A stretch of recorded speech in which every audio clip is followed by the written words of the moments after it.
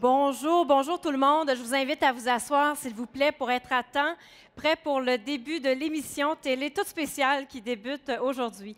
Mon nom est Karina Lehoux et ça me fait plaisir de vous souhaiter la bienvenue à cette conférence sur les tendances TI. C'est un événement qui a été organisé pour la première fois l'an dernier et c'était à guichet fermé. Il y a une centaine de personnes qui ont pu y assister. Et ça a été tellement apprécié que cette année, le réseau Action TI s'est dit on ouvre ça à beaucoup plus grand pour qu'un maximum de personnes puissent entendre nos panélistes. Et c'est de cette façon qu'à l'initiative de Carl Bélanger, que je vous présenterai dans quelques minutes parce qu'il est un complice sur ce plateau, il est membre du conseil d'administration du réseau Action TI. Donc, à son initiative, sous sa responsabilité et avec d'autres complices, ils ont organisé cet événement auquel vous participez aujourd'hui et qui nous permet de lancer officiellement la GIC. J'aimerais prendre le temps de remercier la Ville de Québec qui est partenaire de cette présentation spéciale de façon toute particulière. C'est à travers le soutien financier de la stratégie de développement économique de la Ville de Québec qu'on peut vous présenter l'événement d'aujourd'hui. Il y a des partenaires qui s'associent, bien sûr, à la GIC. Plusieurs d'entre vous allez être avec nous demain, mais je tiens à vous présenter les partenaires hors de l'événement. Vous les voyez apparaître à l'écran également. 4 degrés Centre de données, Bell, Cisco, GDG Informatique et Gestion, GoSecure, OpenText, Salesforce, SSQ, Groupe financier, Ville de Québec. J'aimerais qu'on puisse les applaudir, les partenaires hors de la GIC.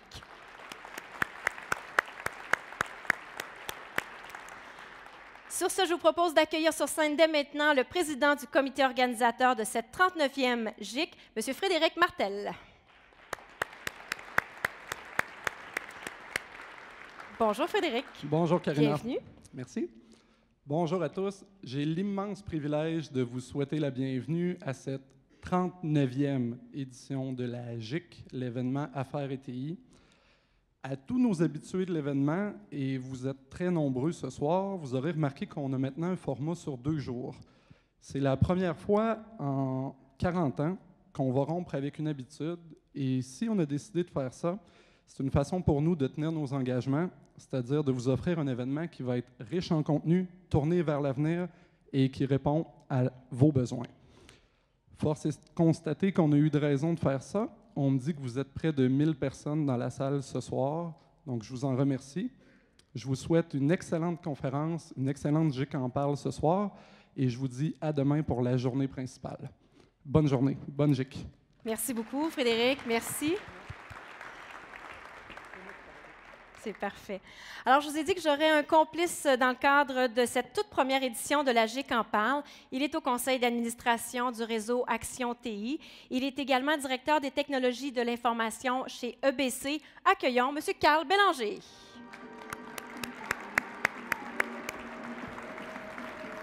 Allô, Carl? Ça va bien? Ça va très bien. Regarde, l'assistance incroyable après seulement 2 ans. Alors, j'ai bien hâte de voir l'événement et comment ça va se dérouler. Et là, j'ai dit que tu allais être mon complice durant l'émission. Oui. Alors, inspiré d'une émission populaire qu'on écoute de temps en temps les dimanches soirs. Je ne sais pas lequel. Et d'habitude, il n'y a pas autant de gens que ça sur le plateau Non. de Guy à la Non. page. On va se le dire, là. C'est parce qu'on ne parle pas de technologie. Ah, tout s'explique. Merci d'être sur le plateau en aussi grand nombre. Ils ne voient pas ça à Radio-Canada. Donc, tu seras mon complice et quel sera ton rôle sur le plateau? Semblerait le fou du roi. Excellent. Alors, c'est parti. Bienvenue officiellement à la GIC en parle.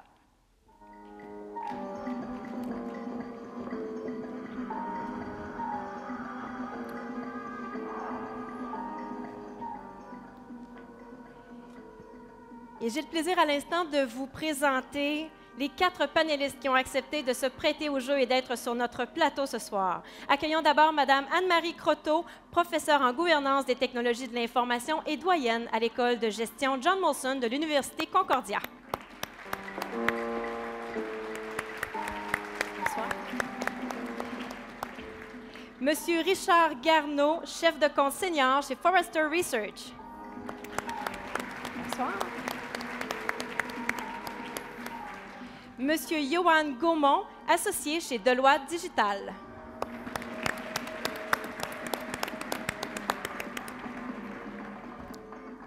Et Monsieur François Banville, il est partenaire exécutif chez Gartner.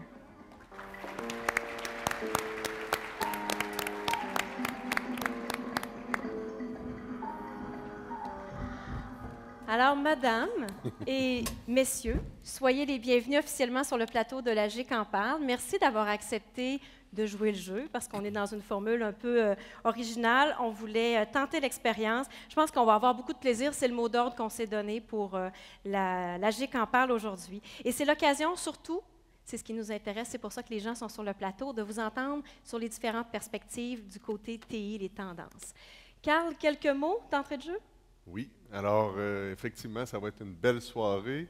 On va parler de sujets captivants, en tout cas du moins pour l'auditoire, hein, des technologies.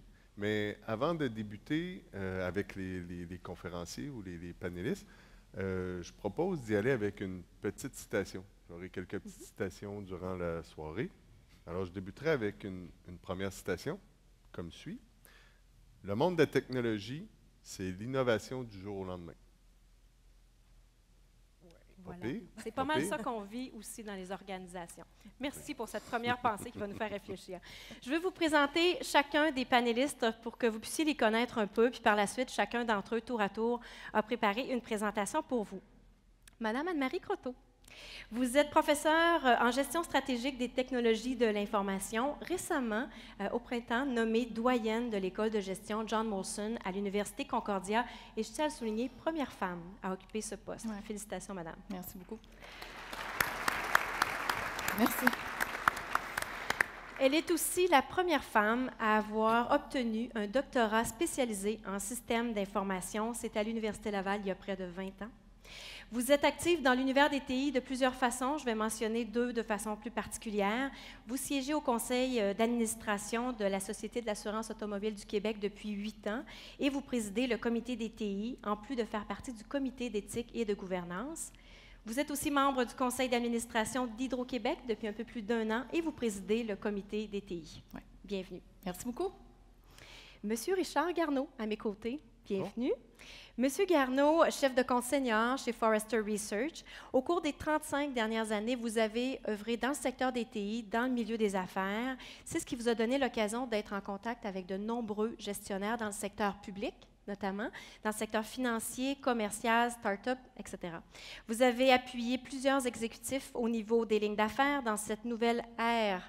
Vous allez nous en parler, cette nouvelle ère des TI et dans le nouveau rôle que cela leur confère comme gestionnaire TI. Bienvenue. Merci.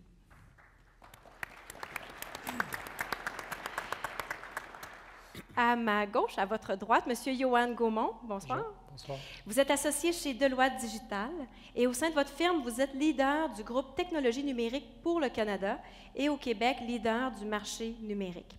Au quotidien, avec votre équipe de spécialistes, vous alliez capacité technologique, perspective sectorielle, sens des affaires, expérience dans la création d'alliances stratégiques et créativité pour appuyer les entreprises dans leur transformation. Bienvenue. Merci.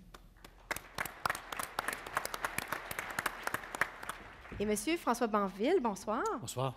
Partenaire exécutif chez Gartner, vous êtes issu du monde des sciences. Vous êtes diplômé en physique et vous avez complété une maîtrise en physique nucléaire expérimentale. Et depuis plus de 20 ans, les TI sont au cœur de votre pratique. Que ce soit en Suisse, en Espagne ou au Canada, où évolue le groupe cimentier Holcim, vous avez contribué comme Chief Technology Officer, CTO, à la standardisation des processus organisationnels. Aujourd'hui, vous êtes basé à Québec et vous collaborez avec les dirigeants informatiques qui sont engagés dans le programme exécutif de Gartner pour l'Est du Canada. Bienvenue à vous. Merci. Donc, si vous êtes prêts, on se lance dans le vif du sujet. Carl, on est prêt à lancer ça? On est prêt. Très bien. Madame Croteau, vous avez accepté de briser la glace. Je vous nous mets un petit peu en contexte avant chacune des présentations brièvement. Aujourd'hui, comme première invitée de cette table ronde, vous allez dresser un peu un portrait de l'évolution des dirigeants TI quand on pense aux vice-présidents, aux chefs des technologies de l'information, et ce, au cours des 5 à 10 dernières années. Il y a d'ailleurs une étude qui est conduite aux États-Unis depuis plus de 35 ans auprès de grandes entreprises à travers le monde qui visent justement à connaître qu'est-ce qui préoccupe un dirigeant en TI. Vous allez vous servir de ces résultats pour nous révéler un petit peu ce qui préoccupe fort probablement un grand nombre de personnes sur ce plateau. On vous écoute, Mme Croteau. Merci beaucoup. Alors, ça me fait plaisir d'être ici. Merci pour l'invitation aussi. La façon qu'on va s'y prendre, je vais d'abord vous parler du profil des répondants de cette étude-là, comme ça a été dit.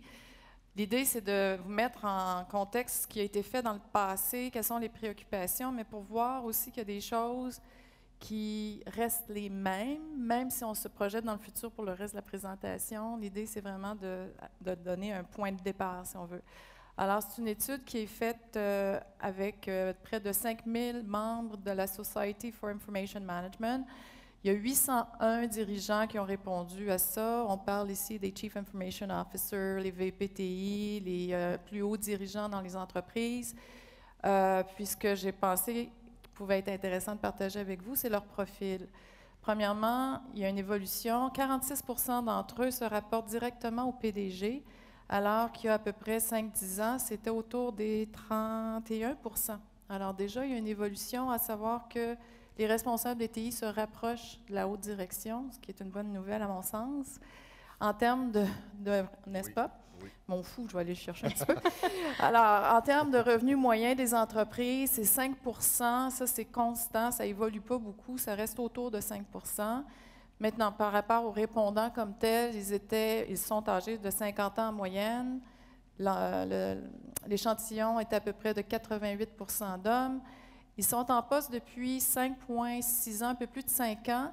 Ça, c'est une évolution. La tenure a augmenté d'1 an et demi. Avant, il y a 10 ans, c'était à peu près autour de 4 ans. Alors déjà, les gens restent légèrement plus longtemps en poste, mais ce n'est pas très long quand ils sont CIO. Et puis, ce qui est intéressant, c'est que 83 % d'entre eux viennent du domaine des TI, alors qu'avant, ils étaient autour de 92 %. Alors là, il y a un changement qui se fait dans l'évolution. Les gens qui prennent le poste de CIO sont moins du domaine des TI qu'avant. Et aussi, seulement 26 % étaient de l'organisation comme telle. Fait que voyez-vous, il y a comme un mouvement qui s'est fait, à savoir que les gens ne sont pas nécessairement TI, moins, c'est quand même beaucoup, là, 86 % c'est quand même beaucoup, mais la façon qu'ils expliquent ça dans leur étude, c'est que les TI doivent jouer un rôle beaucoup plus stratégique, puis des fois sont intéressés à avoir des gens qui viennent un peu plus du domaine des affaires. Alors, c'est par rapport à l'échantillon. Maintenant, les préoccupations principales des dirigeants en TI du point de vue organisationnel. Alors, ce n'est pas leurs préoccupations, mais les préoccupations des organisations comme telles. C'est d'abord et avant tout l'alignement entre les technologies d'information et les affaires, donc le positionnement stratégique. Puis ce que je vais mettre à côté, c'est l'évolution par rapport aux 10 dernières années. Alors ça, c'est une priorité numéro 1 depuis les 10 dernières années. Je m'entends mieux? Vous m'entendez mieux? Ça a changé. OK. Le deuxième point, c'est la cybersécurité. On a l'impression qu'on en parle juste depuis quelques années, mais regardez, ça fait plus de 10 ans que c'est une préoccupation. Avant, ça s'appelait la sécurité, mais n'empêche que tout ce qui est préoccupation de sécurité, ça fait plus de 10 ans qu'ils en parlent. Troisième point, c'est l'innovation qui est émergente depuis 3 ans seulement. Avant, ce n'était même pas sur le radar. Alors, l'innovation, puis après l'agilité, qui est en progression comme ça. Avant, c'était dans les 40e rangs. Là, c'est rendu au 4e rang. Ça va peut-être bien avec tout ce qui est développement, méthodologie agile. Puis finalement, le contrôle des coûts. Le contrôle des coûts reste de façon constante au 5e rang de leurs préoccupations. Maintenant, l'autre. Oui, si je vous demandais, oui. Les dirigeants TI, oui. D'un point de vue peut-être un petit peu plus personnel oui. Cette fois-là, qu'est-ce qui les empêche de dormir la nuit? Voilà, qu'est-ce qui les empêche de dormir? C'est la cybersécurité. Les répondants, c'est ce qu'ils ont dit. Et moi-même, quand je m'adresse aux différents VPTI avec qui je travaille, ça reste leur préoccupation. Alors, je pense que tout le monde va peut-être se reconnaître dans ça. Le deuxième point, c'est le recrutement du talent et la rétention par rapport aux gens en technologie de l'information. C'est assez particulier, là, c'est qu'ils cherchent des gens, ils ont besoin de ressources. Oui. On le voit dans... Oh, j'ai plus de son. Allô, est-ce qu'on m'entend? Oui, OK. On va s'ajuster. C'est comme les technologies d'information, on s'ajuste, hein? On le voit dans les nouvelles, on le voit partout, Québec, Montréal, en fait, toutes les grandes villes au Canada, on a un problème de recrutement, là, il manque de ressources, oui, effectivement. Oui, et puis là-dessus, je pourrais revenir à ce qu'on fait en tout dernier lieu. L'alignement, entre les affaires et les TI. Alors, au moins, c'est une préoccupation qui reste au même niveau. Puis, leur leadership et leur crédibilité, c'est le numéro 4. Encore là, l'évolution, je le mets moins là, c'est parce que ça fait juste 4 ans, fait que ce n'est pas une grande évolution. Puis finalement, le 5e point, c'est la continuité des opérations. Alors ça, là, c'est juste d'être sûr que ça fonctionne tout le temps, c'est leur préoccupation. Puis, est-ce qu'on peut faire l'exercice à ce moment-là de réconcilier à la fois leurs préoccupations d'un point de vue organisationnel et d'un point de vue personnel? Oui, je me suis amusée à faire ça. Et puis, j'ai repris juste les 5 premiers d'un côté organisationnel, puis les 5 premiers au niveau personnel. Dans les 2 cas, alignement, cybersécurité, c'est une préoccupation. Mais après, c'est plus du côté affaires, si on résume ça, c'est vraiment plus au côté innovation, tandis qu'au niveau personnel, c'est plus par rapport aux personnes et aux ressources en TI. Très bien. Oui. Et pourquoi l'alignement entre les technologies de l'information et les affaires demeure une préoccupation encore très, on pourrait dire, omniprésente au fil des années? Oui. Bien, je vais sortir la notion d'alignement stratégique qui est là depuis plus de 20 ans. En fait, ça a été publié, un premier article en 1993 dans IBM System Journal. C'était la notion de stratégie affaires, comme vous voyez au tableau, stratégie affaires, puis infrastructure et processus organisationnels. Puis, il y a déjà 25 ans de ça, ce qu'ils ont fait, c'est qu'ils ont ramené les stratégies en se disant TI, en se disant on va s'assurer qu'on est bien aligné. Puis ça, c'était déjà innovateur à l'époque. Mais c'est encore pertinent aujourd'hui quand on regarde ça, puis penser au niveau des infrastructures puis des processus technologiques. Ces standards, ça reflète l'organisation affaires TI. Et ce que j'ai fait par après, j'ai repris les préoccupations que je viens juste de vous montrer au niveau organisationnel versus du point de vue du VPTI. Puis vous pouvez voir en haut, on a l'alignement. C'est vraiment s'aligner, affaires TI, affaires, stratégie d'affaires. Cybersécurité, c'est tout ce qui est les notions d'infrastructure. Puis après, ce que j'ai mis, c'est toutes les notions d'agilité, d'innovation, puis contrôle des coûts pour le côté des affaires, puis du côté des TI. La même chose, le talent, le leadership, encore continuité. Ce même modèle-là, qui existe depuis plus de 25 ans, tient encore la route. Par contre, je me suis amusée, pas amusée, à reprendre la notion d'alignement, mais vraiment en résumé. Là, on sort des articles. Là. Regardez ce qui est écrit. Affaires. Les gens veulent dire « do it right now ». Ils en ont besoin tout de suite. Mais les gens en TI répondent « do it right ». Puis c'est la bonne chose à répondre, mais ça crée cette tension-là où les choses ne vont jamais assez vite du point de vue des gens d'affaires, mais en même temps, du point de vue technologique, on a besoin de bien faire les choses. Alors, c'est ça l'alignement stratégique, puis ça reste leur préoccupation. Là, pourquoi la préoccupation reste présente alors que les gens comprennent bien ça? Je pense que nos CIO y réfléchissent de cette façon-là. C'est que les technologies évoluent tellement, de un, puis les besoins d'affaires évoluent tellement en même temps que cet alignement-là doit être toujours à l'esprit des gens. Alors, si on reprend tout ça, je reprends mon petit modèle encore avec l'attention, puis je reprends tout ce que je viens de vous dire, où est-ce que l'affaire, de l'alignement entre affaires et TI, c'est super important. La cybersécurité est importante, être capable d'innover, être capable d'aller chercher la continuité des opérations, ça reste là. Puis tout ça, ça se passe quand on a les bonnes ressources en place. Alors, je viens de résumer là, à peu près 25 ans de recherche, à peu près. Et puis, l'idée, c'est vraiment de repositionner les préoccupations à très haut niveau entre la haute direction et les gens de la haute direction en TI. Un défi bien relevé. Je pense que ça reflète bien ce que les gens vivent aussi dans leurs organisations.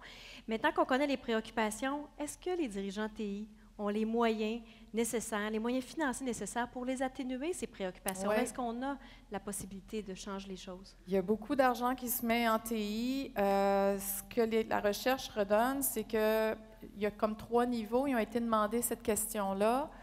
Je vais vous montrer l'investissement qui a été fait dans le passé, l'investissement qui est en demande par les organisations, donc sur ce qui est sur leur liste de souhaits, puis ce qui est en demande, mais du point de vue du dirigeant comme tel. Alors, ce qui sort, qui est identique sur les 3 niveaux, peu importe le positionnement 1 à 5, là, regardez, intelligence d'affaires, big data. Je pense qu'on va en entendre beaucoup parler pendant la journée et demie qui nous attend, là.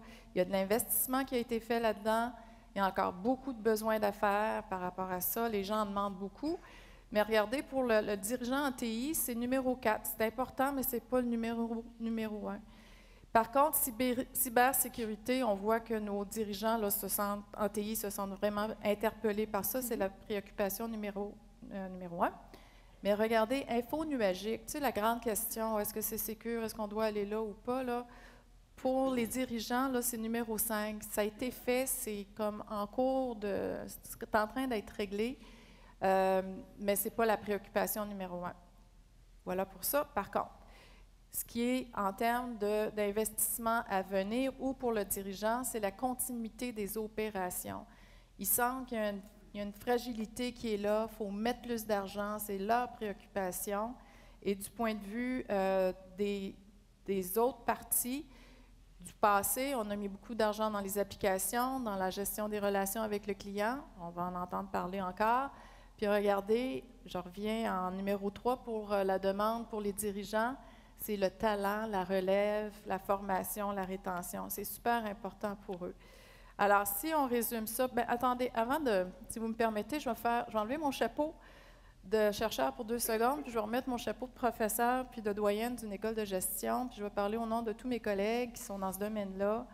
Nos étudiants sont prêts à travailler. À John Molson, les étudiants sont les mieux placés. Là, si je regarde toutes les dimensions, là, comptabilité, finance, etc., là, sont placés à 86% en dans des 3 premiers mois après leur emploi dans leur domaine de choix. Ils sont très bien payés, c'est les mieux payés. Fait que c'est un domaine d'avenir vraiment là, pour nos jeunes. Je parle à des gens convertis, mais si vous avez des gens, venez chez nous, venez dans toutes les écoles de gestion. On a de la ressource, on les forme. En gestion des technologies, en logistique, en intelligence d'affaires, on donne ces cours-là. Alors, on est prêt à vous donner des étudiants si vous en avez besoin.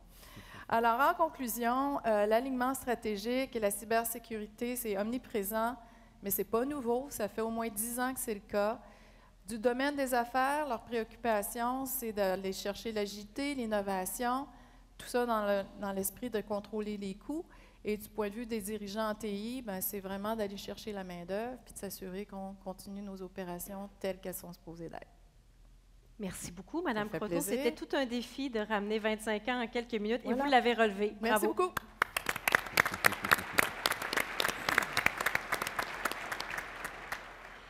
Je me tourne vers vous, M. Garneau. On a le goût de vous entendre. Vous avez tout un bagage et je vais l'introduire comme ceci. Il y a eu l'ère de l'industrialisation, il y a eu l'ère de la fabrication, de la distribution, est arrivée celle des TI, qui, semble-t-il, est terminée depuis 5 ans. Nous sommes entrés dans une nouvelle ère, ça, on a le goût de vous entendre parler là-dessus. Et si la tendance se maintient, cette nouvelle ère nous amènerait jusqu'en 2030. Pour se mettre un peu dans la thématique, je vous propose qu'on regarde ces images.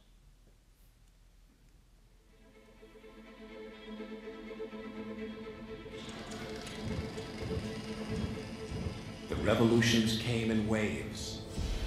Water and steam mechanized production, electricity created mass production, and electronics and IT automated everything.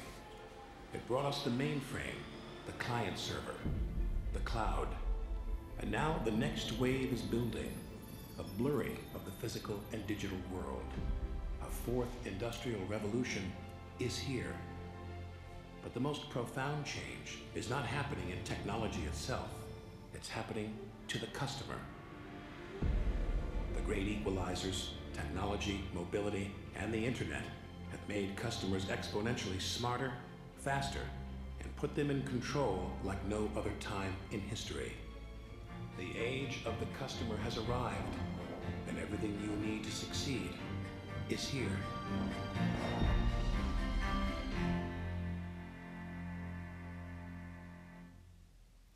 Alors, est-ce qu'on m'entend bien? Oui. Alors, bienvenue dans l'ère du client, ce qu'on appelle en anglais « the age of the customer ». J'ai ajouté le mot « citoyen » parce que je sais qu'il y a beaucoup de gens du gouvernement qui sont ici présentement. Alors, vous avez compris dans la vidéo qu'on est passé au début du siècle à une époque où la compétition pour les entreprises était la capacité de fabriquer. Dans les années 60, le facteur de compétition était la capacité de distribuer. Ensuite était naturellement la capacité d'obtenir de l'information et de contrôler cette information-là. Aujourd'hui, On a changé d'ère et on croit que l'ère est entre les mains des clients. Et pourquoi?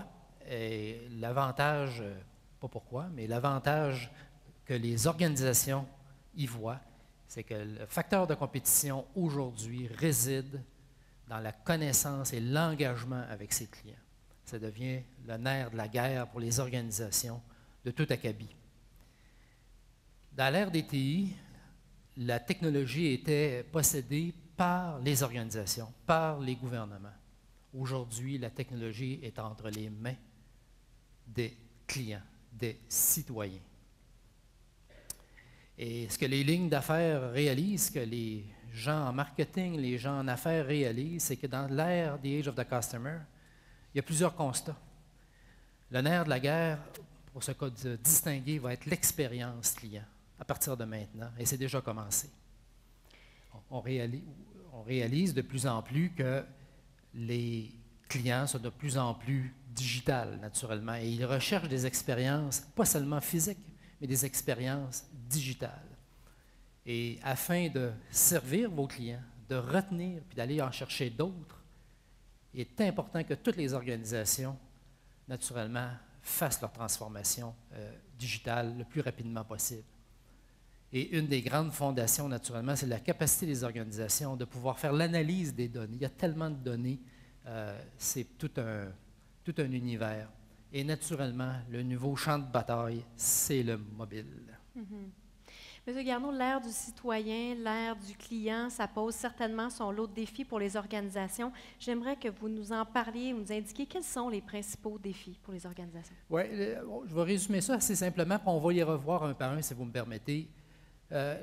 Pour les organisations, maintenant, la grande question, c'est comment j'augmente mes revenus avec une meilleure expérience client.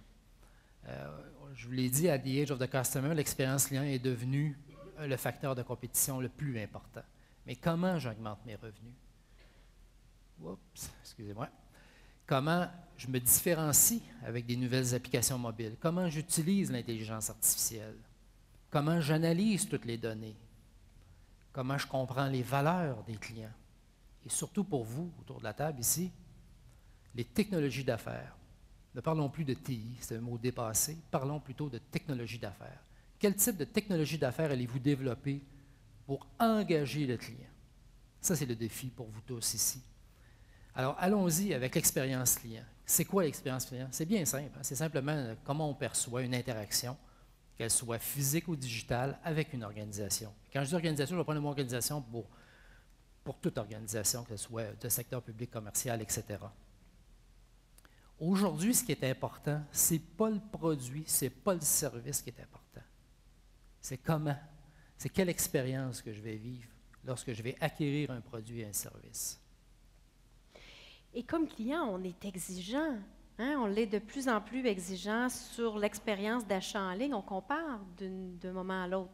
Effectivement. Et on le voit très bien qu'aujourd'hui, les gens qui font des achats en ligne, s'ils ont une mauvaise expérience, assurez-vous que, selon nos sondages, que 80% n'y retourneront pas, ce qui amène des pertes pour l'entreprise. Alors, c'est rendu un facteur très déterminant, beaucoup plus que vous pouvez le penser. Et le gouvernement n'est pas exclu. Les gouvernements, selon nos sondages, naturellement, à travers le monde, veulent améliorer les services. C'est correct, aux citoyens. Mais ce qui est intéressant de voir, c'est que les gouvernements s'intéressent de plus en plus aussi à livrer une meilleure expérience client. Je pense que c'est une bonne nouvelle. Vous allez me dire, oui, le gouvernement, c'est très B2C, mais qu'en est-il du B2B? Bien, vous seriez surpris que les Pratt & Whitney, que les General Electric, que les compagnies comme Sanimax au Québec se préoccupent de l'expérience client. Ça ne va pas seulement d'une relation affaire-consommateur, mais affaire avec affaire. C'est partout, sur toutes les lèvres. Maintenant, le grand défi de l'expérience client, c'est bien cute, mais comment je mesure ça? C'est quoi l'expérience client? Je ne ferai pas un cours ici, un training d'expérience client, on en aurait pour 2 jours, mais simplement, c'est comment je suis capable de mesurer la qualité. C'est fini les sondages de satisfaction, c'est complètement dépassé. Les Net Promoter Scores, c'est complètement dépassé. Il faut être en mesure de mesurer l'efficacité qu'on a avec notre clientèle. Est-ce que c'est facile de faire affaire? est-ce que mon client en dégage une émotion? Et l'émotion, je vous le dis tout de suite, dans la règle des 3E, pour ceux qui sont en marketing, ici on appelle ça la règle des 3E, l'émotion est devenue le facteur le plus important pour fidéliser sa clientèle. Fidéliser de façon à qu'elle reste chez vous, à continuer à consommer des produits et services, qu'elle en redemande et qu'elle, naturellement, devienne un ambassadeur. Alors, il y a des techniques que chez Forrester, on utilise pour mesurer, mais dites-vous que toutes les compagnies, toutes les organisations ont ce défi-là. Parce que ce n'est pas un simple sondage de « êtes-vous satisfait ou pas », ce n'est pas blanc ou noir. Et est-ce que les entreprises actuellement la mesurent, cette efficacité-là? Vous nous amenez là, mais est-ce qu'on est là présentement? Plus ou moins. Pas encore. Plus ou moins. Et naturellement, pour être aujourd'hui, la fidélité est devenue pour les organisations mission critical. C'est le nerf de la guerre maintenant. Et si on regarde le Canada, Forrester a analysé 200 compagnies dans toutes sortes d'industries, télécommunications, finances, au niveau hôtellerie, etc. Et comme vous voyez, selon l'étude de Forrester, on fait un job OK. C'est là que se situe le plus. Mais pas, si on regarde du côté bon et excellent, très peu de compagnies sont capables d'atteindre ce niveau-là en expérience client. Et vous le savez, vous l'avez peut-être déjà entendu à la radio, à la télévision, dans les journaux, qui a été le numéro 1 de l'expérience client? Vidéotron, les services mobiles. Hein? Ils nous ont cassé les oreilles avec ça pendant 1 an de temps, c'est bien. J'ai le plaisir d'annoncer qu'ils sont encore numéro 1 au Canada. Alors, soyons fiers d'une entreprise québécoise. Dans les services de mobilité, selon Forrester, Vidéotron est resté numéro 1 encore une fois. Du côté autres compagnies québécoises, les services de carte de crédit Desjardins ont aussi, pour la 2e année consécutive, fournissent la meilleure expérience client dans le service des cartes de crédit. Alors, c'est le fun de voir que 2 fleurons québécois sont à la tête dans leur industrie.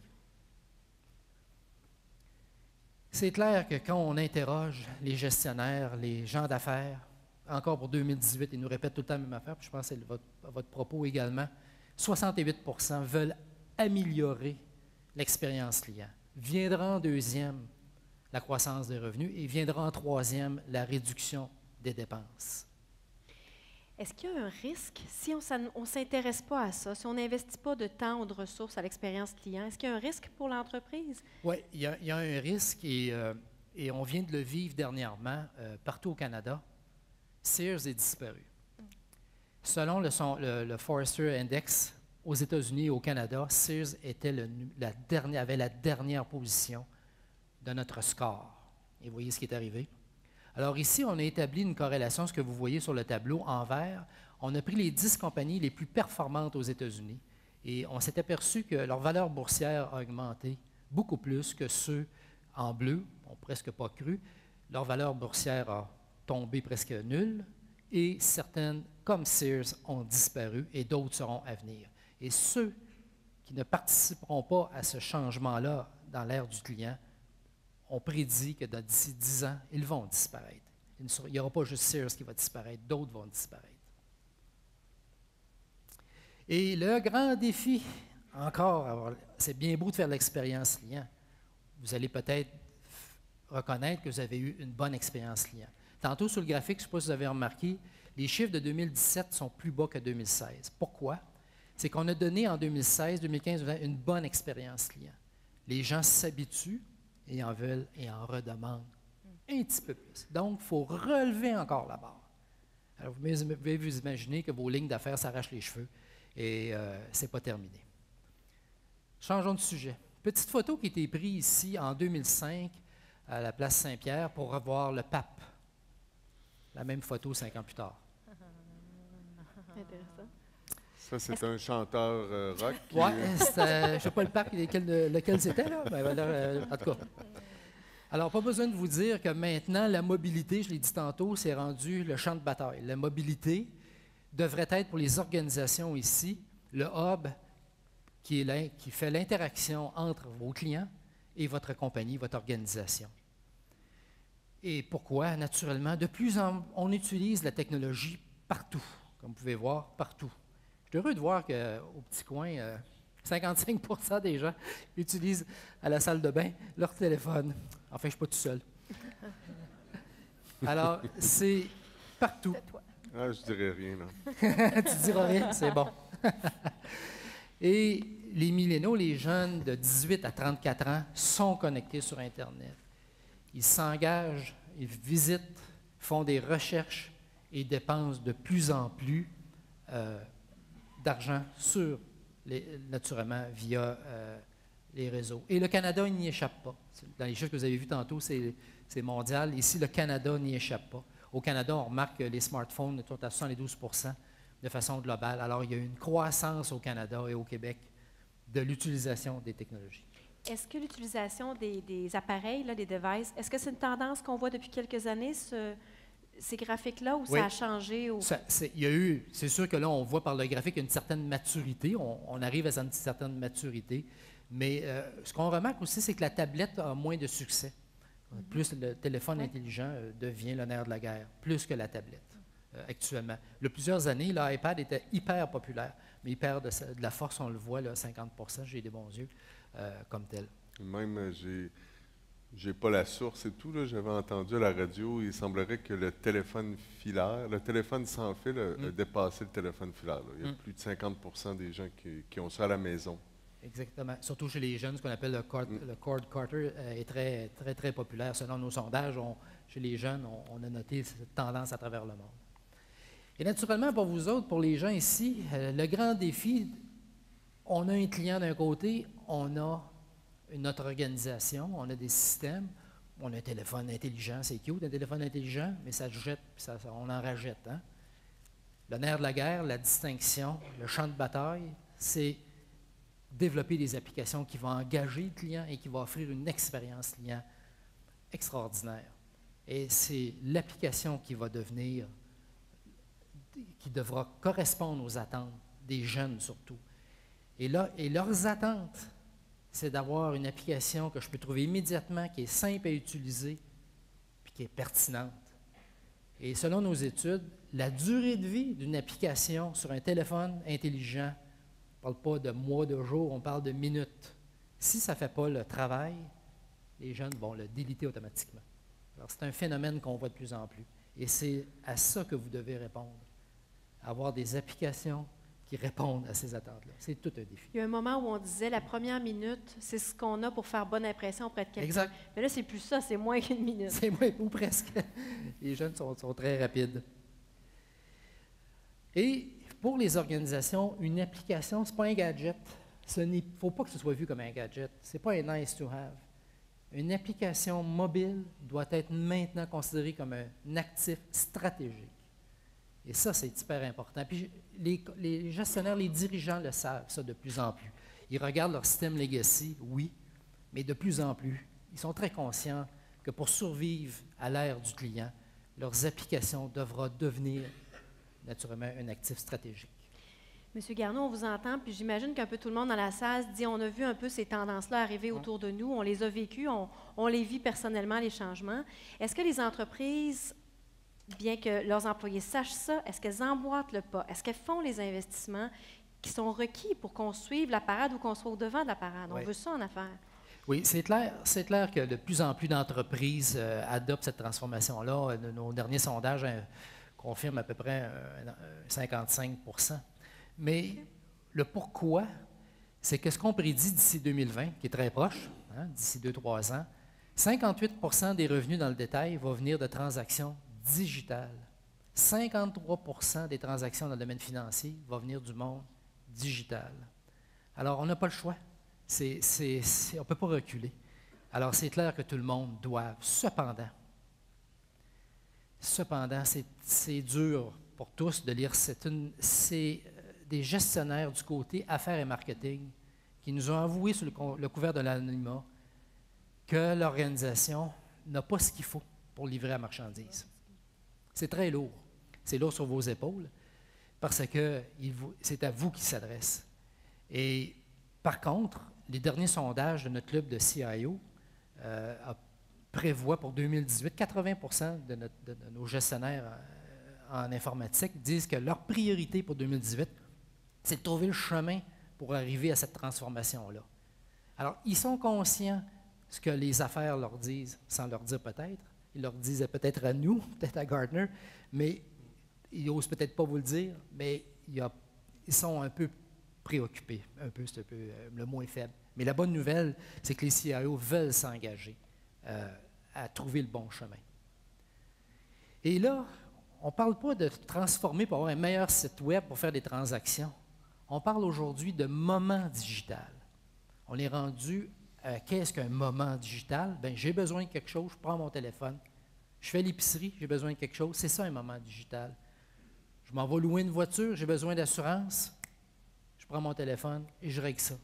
J'ai tout enlevé ça, on aurait passé plusieurs slides, il y en avait trop, sur des moments digitaux. Mais vous comprenez qu'il faut être présent pour capturer le moment digital. Si vous n'êtes pas présent pour capter ce moment-là, vous allez passer à côté. Et des moments digitaux, il y en a des milliers, des millions par jour à travers la planète comme telle. Et à travers tout ça, l'intelligence artificielle. Et juste pour vous mêler un peu, beaucoup de fournisseurs, beaucoup de fournisseurs, beaucoup de promesses, beaucoup d'attentes. Les organisations croient que l'intelligence artificielle, ça va régler leurs problèmes de même. Je suis désolé de vous dire que ce n'est pas encore le cas. Oui, il y a des bons succès, mais n'oubliez pas que l'intelligence artificielle qui est mal adaptée va créer une très mauvaise expérience client. Et il faut faire très attention. On l'a vu dans le domaine du détail, on le voit avec les chatbots dans le domaine de la finance. Il faut être prudent parce que ça peut avoir des conséquences sur l'expérience. Et est-ce que les entreprises sont là? Est-ce qu'ils adoptent l'intelligence artificielle au moment où on se parle? On le voit dans le détail. Je ne voudrais pas vous donner des exemples, on pourra vous en parler plus tard. On le voit dans le détail, on le voit dans la finance, on le voit dans l'industrie, naturellement, dans tout ce qui est industriel. Mais beaucoup, vous n'êtes sûrement pas seuls ici, beaucoup se disent, on n'a même pas de plan. On ne sait pas quoi faire avec ça. On ne sait pas par où le prendre. On n'a même pas de budget. Moi, ce que le conseil que Forrester donne à ce moment-ci, parlons donc peut-être d'intelligence augmentée versus une intelligence artificielle. On n'est pas en train de remplacer le cerveau humain cette semaine.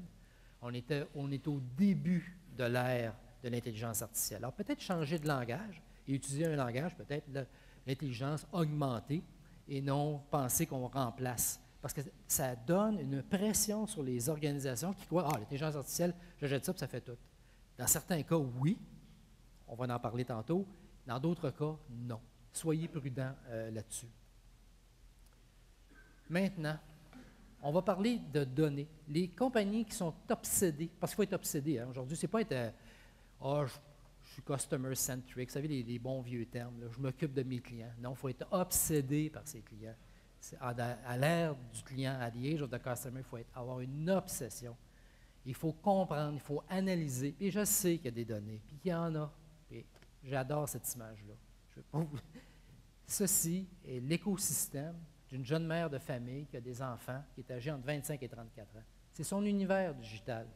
Il faut comprendre dans quelle ère elle travaille, dans quelle ère elle magasine, qu'elle s'occupe de ses finances, de son bébé. Quand vous développez les applications que je vous ai parlé tantôt, dites-vous une chose, ces applications-là doivent être homogènes, avoir une certaine homogénéité avec l'écosystème de vos clients, de vos citoyens. Et je sais que c'est tout un défi. Et pour en rajouter, un nouveau phénomène qu'on voit apparaître, que Forrester commence à faire de la recherche, les valeurs. De plus en plus, on le voit, plus de 50% des gens passent des commentaires. Et c'est exponentiel. Juste en 2016, vous voyez la croissance des commentaires sur les réseaux sociaux. Par commentaire, ça peut aller sur toutes sortes de choses. Est-ce que ma compagnie est éthique? Est-ce que la compagnie est éthique? Est-ce que le produit que j'ai acheté a été fabriqué par des enfants qui sont abusés dans des pays autres, qui sont moins civilisés? Est-ce qu'on traite bien le personnel, etc.? Il y a toutes sortes de valeurs qui résonnent. Et de plus en plus, ce phénomène de valeurs-là va avoir des conséquences sur les entreprises dans le futur. Regardons les derniers, je prends celui de Dunkin' Donuts à titre d'exemple. Il y a eu des pétitions tellement forte à travers le monde que Dunkin' Donuts a abandonné les cupes en styrofoam. C'est une bonne chose, là. Mais dites-vous que de plus en plus de compagnies, en plus de se préoccuper de l'expérience client, de l'intelligence artificielle, d'essayer de développer des applications, font face à cette nouvelle tendance qu'on va voir de plus en plus apparaître, la parole naturellement, aux clients, aux citoyens. Et à travers tout ça, la technologie change. Et quand la technologie change, ça change les attentes des clients. Ça va changer leurs attentes.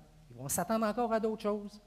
Et ce qu'on prédit, c'est que ce qu'on va voir dans les 10 prochaines années, ça va être, comme on dit, on ne pourra pas croire à ça. La croissance va être incroyable. Les changements vont être incroyables. Et de plus en plus, on va voir apparaître l'intégration du monde digital et du monde physique. Puis prenez la Tesla. La Tesla, je pense que c'est le plus bel exemple. Et c'est rendu que je peux mettre à jour mon système d'opération la nuit pour avoir une meilleure expérience de conduite le lendemain. Tesla, c'est comme ça qu'ils pensent. Alors, ils ont très bien introduit. Et ces phénomènes-là, on va les voir de plus en plus. Est-ce que l'ère du client, l'ère du citoyen, du consommateur, on disait d'entrée de jeu que ça allait nous amener jusqu'en 2030. Est-ce que c'est une bonne chose de mettre une date limite à ça? Parce que ça risque de changer beaucoup dans les 13 prochaines années. Oui, effectivement, c'est toujours approximatif. Mais il y a une chose qui est certaine. J'ai oublié, juste avant, je vais y revenir. Il y a une chose qui est certaine, c'est que en 2020, 46 % de la population va avoir entre 18 et 34 ans. Et c'est eux qui ont des attentes, et c'est eux qui vont être exigeants, c'est eux qui vont vous mettre de la pression, c'est eux qui ont des valeurs, et ces gens-là vont vieillir, et ce n'est pas éphémère. Et les entreprises aussi investissent. Les entreprises, il y a un gros wake-up call partout à travers le monde. Des compagnies comme la Banque de Montréal qui dit « Je vais être la banque qui va définir l'expérience client ». La banque va se transformer basée sur notre efficacité. Alors, ces grandes corporations-là ne prennent pas des décisions à la légère. Ils savent que ce n'est pas des phénomènes qui vont durer quelque temps. Ça va être des phénomènes qui vont durer encore plusieurs années. Et j'aimerais terminer, je vais y aller à l'envers. Ça, c'est votre mission. Je vous laisse la lire. Je sais que c'est un grand défi. Mais les organisations rêvent d'avoir un département de technologie d'affaires qui est capable de produire des applications qui sont faciles à utiliser, qui sont performantes comme Google, qui sont aussi automatisées qu'Amazon. Merci beaucoup.